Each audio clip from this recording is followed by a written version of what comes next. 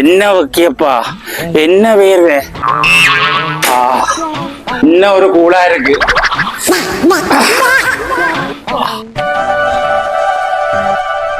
Manager வந்துட்டு பேப்பரால மூத்த மறைப்போம்.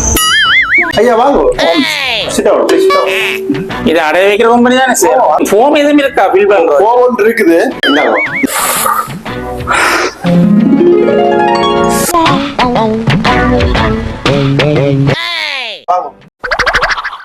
அக்ரிமெண்ட்ல ஒரு 10-15 இடத்த கையெழுத்து வைக்கணும். நான் காட்டு இடத்த கையெழுத்து வச்சு வைக்கிறேன். வாசிச்சு பார்த்தேன் அந்த அக்ரிமெண்ட். 15 இடத்துல கையெழுத்து வைக்கிறோம்டா, பாய்ச்சா நல்லது தானே? 15 பக்கம் இருக்கு.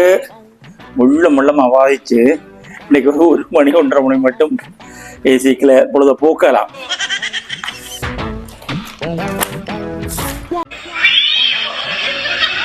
ஐயா என்ன 2 மணத்துல வாஜி கொண்டுக்கிறீங்க?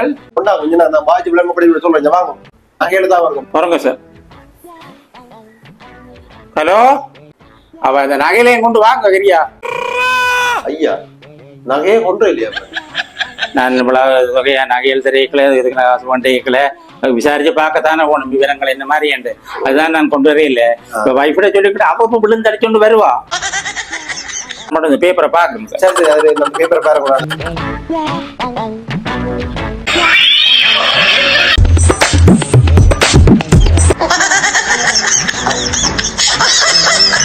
ஐயா ஆபீஸ் மூடுற டைம் ஆகுது.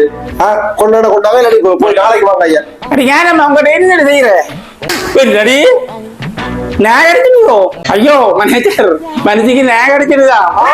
எழும்புங்க கொஞ்சம் மனுஷியை பாருங்க.